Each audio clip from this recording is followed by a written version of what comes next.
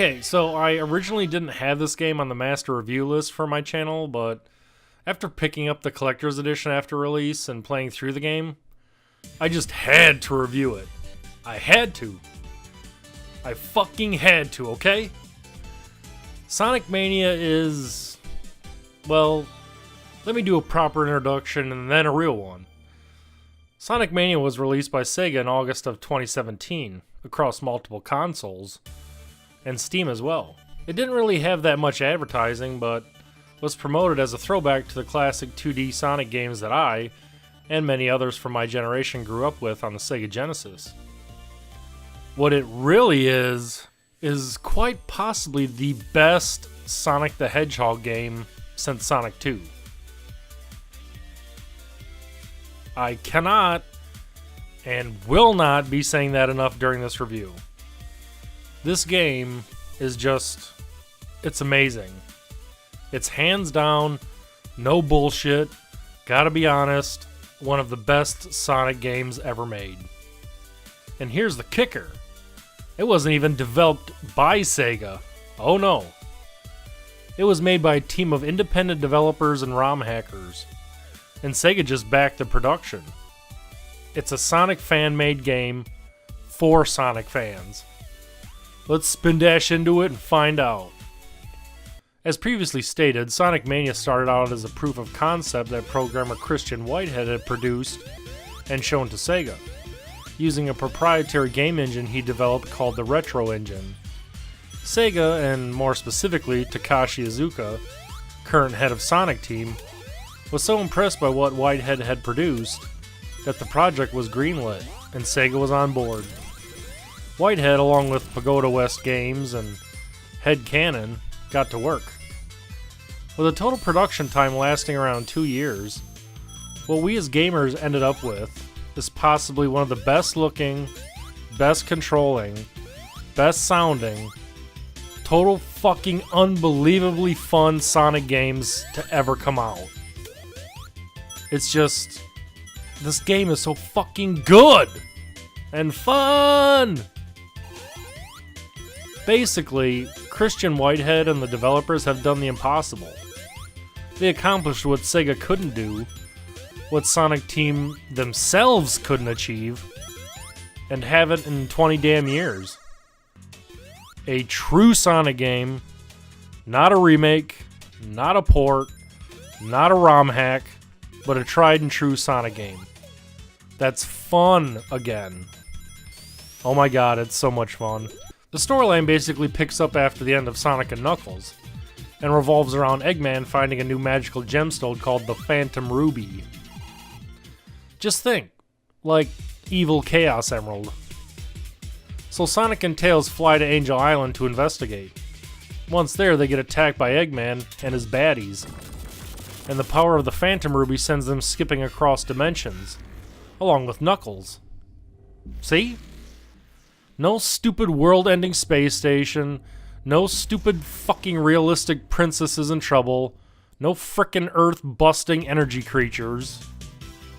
Just Sonic versus Eggman. Very fucking simple. So off we go! Because of the dimensional jumping aspect of the game, you and your trusty sidekick Tails are now able to venture across a myriad of zones covering all the original 2D Sonic games, as well as some zones new to this game. Returning from Sonic's past, we have uber classics like Green Hill, Flying Battery, the greatest zone that was or ever will be, Chemical Plant, and finally, Oil Ocean gets some love. Yes! One of my personal favorite zones of all time finally gets a remix. Or at least, gets included in a new Sonic game. Stardust Speedway hails from Sonic CD, and while I never played Sonic CD growing up, I've heard that it's one of the best Sonic games apart from the original quadrilogy. Sadly, some of the heavy hitters were left out like Casino Night and Sky Sanctuary, but you can't include everything. The game would be ginormous then. There are also a few new zones thrown into the mix as well, like Press Garden and Studiopolis. Let's talk about the graphical presentation in general. The game looks fucking phenomenal. As I mentioned before, the game was built around a specialized game engine, which mimics the graphical style of the original Genesis. However, upon closer inspection, the graphics have received a tremendous facelift in terms of animation and graphical fluidity. The characters, while on the surface look exactly like they did 20 years ago, have been upgraded. More frames of animation allow a much more fluidic look to everything. Running animations, bouncing, and flying through the air have all been improved. This applies to almost every aspect of the game, visually. Even the rings look better because they've been smoothed out.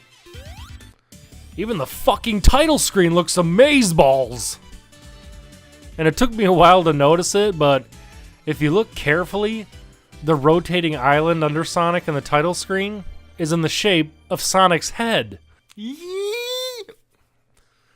This game is just overflowing with so much nostalgic goodness and attention to detail, it's unreal.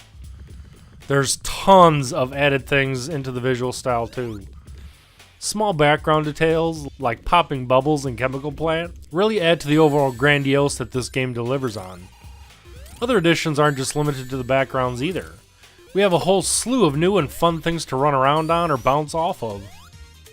There's warping, bouncy balls, corkscrew tunnels, and lots of other things that, again, really add to the overall presentation. The new zones are wonderfully designed and are kept faithful to the original games in the series. They completely fit in line with the rest of the game, and none of them feel out of place or just tacked on, as can be the case sometimes. Really, the only zone I was kinda meh about was Mirage Saloon. I've read that it actually was based off an unused zone from Sonic 3, but I just felt it really lacked cohesion of sorts. Most zones have a presence, a cohesion where everything, at least visually, fits together. But with Mirage Saloon, it was more like the Wild West meets ancient Egypt? I don't know, maybe it's just me. More so, while playing through the remixed zones, you'll notice something, as I did.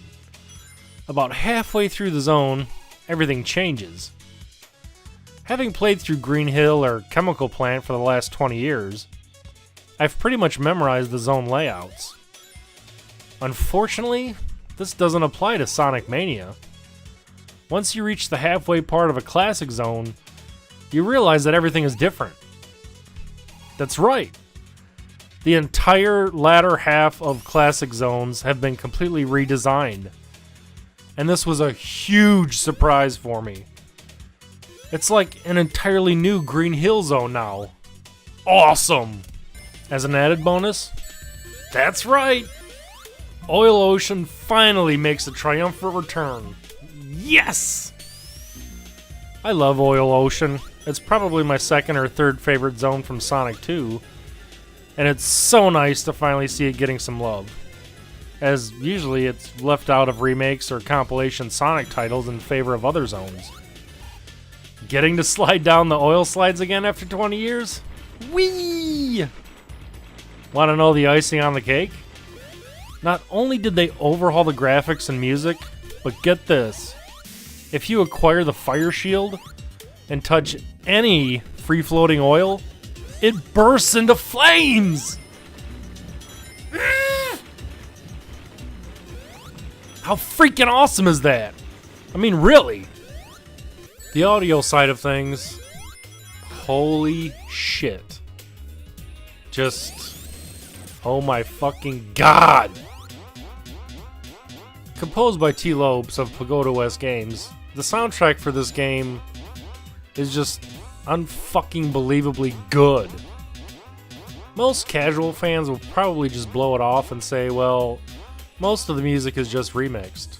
While that's partly true, I just feel that the overall soundtrack, including remixed music from previous games, has just been taken to a whole nother level. By that I mean, T. Lopes nailed the soundtrack. I mean, fucking nailed it!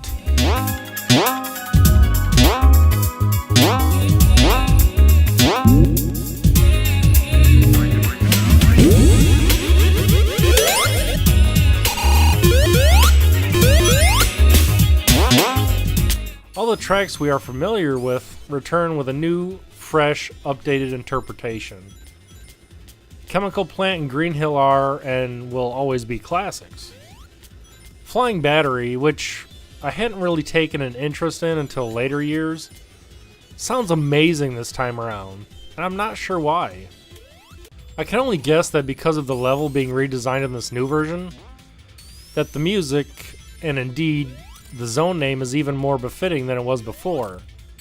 Take part 2 of Flying Battery. As the music pounds along, you are literally flying through the fucking level now.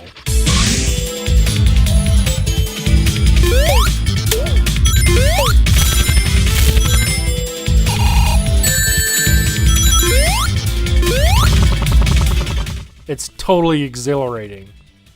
The classic music will always sound bodacious, but T-Lopes also does a fantastic job of bringing new music to the new zones as well. I never played Sonic CD growing up, so when I first heard Stardust Speedway, I was like, whoa! No, just a remix. However, new zones like Press Garden and Studiopolis sound great. Especially Press Garden, which I think that at this point has become my favorite of the new zones in terms of music. The style is perfect. It's almost as if, while making the game, the developers stumbled upon an old collection of music that was finished for Sonic 3, but never used. And they just decided to incorporate it into the game. I'm seriously not joking. When I first heard Press Garden, both Act 1 and 2, I really felt like I was playing some unused or secret stage from Sonic 3 that I'd never heard of before. It's that good.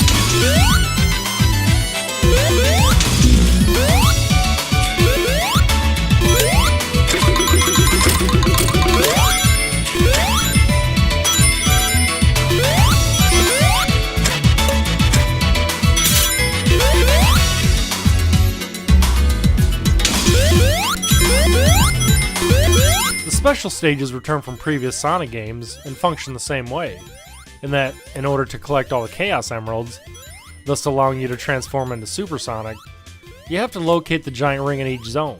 Or is it act? I haven't explored that much so far, so I'm not entirely sure if there's one giant ring per act, or per zone, or multiple giant rings. Anyways, that special stage is based off Sonic CD once again, and you have to catch a robot zooming around with the Chaos Emerald. The Blue Sphere bonus game also makes a comeback, straight out of Sonic 3 and Sonic 3 and Knuckles if you prefer to think of them like that. While it's always been fun, I do kind of feel that the Blue Sphere stages in this game are a little too much. Yes, again, I know it's part of the progress to have the Blue Sphere stages sort of, evolve since we last saw them. But a lot of the time, I found them to be a little more on the frustrating side than the fun side. Some of the layouts are just a little too complicated. Maybe I just need to spend more time with them. Another interesting aspect about this game is the control. When doing some back research on this game, I actually learned that the control isn't based around really a set, group of parameters and whatnot. It's basically a control emulation, if you want to think of it like that. And pretty much Christian Whitehead went back to the original Sonic games, and what he did was he went through frame by frame to emulate the precise exact controls of the original games. So things like velocity, momentum and running up ramps and jumping off of stuff. It's all been exactly replicated from the original games. Which, I mean, that's no joke. I mean, to go back and to be able to replicate a control scheme visually, that takes some pretty damn good talent, let me tell you. It's not like they just went in and took the code out of the original games and, you know, pasted it into this new game. No, it's been frame by frame recreated. And you can totally tell just picking the controller up and playing for 5 minutes. Overall, Sonic Mania is just... it's an unbelievable game that totally and completely caught me by surprise. And caught me off guard, to be honest. Yes, I was aware of its development, but during that time, there really wasn't a whole lot that was being released to the public of the actual game itself. A lot of what we knew was mostly just single screenshots, and videos weren't released till earlier this year. I think it easily goes without saying at this point that if you're watching this review and you might be on the fence as to whether or not to pick it up, considering Sega's track record of previous Sonic games, pick it up. It does not disappoint. It does not feel like a cheap knockoff or imitation or ROM hack. It does not let you down in any way, shape, or form. It quite simply is a 5-star AAA Sonic the fucking Hedgehog title. And after waiting 23 years for a great Sonic game, this one delivers. And it delivers in fucking spades. It is hands down one of the best Sonic games I've ever played.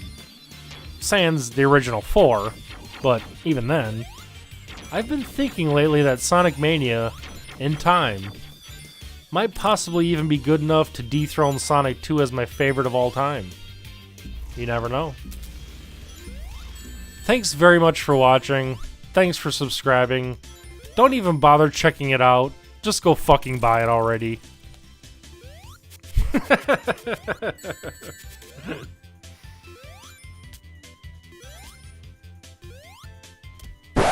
Hey. I thought I told you to go fucking buy the game already, okay? Stop watching the review. Go buy it.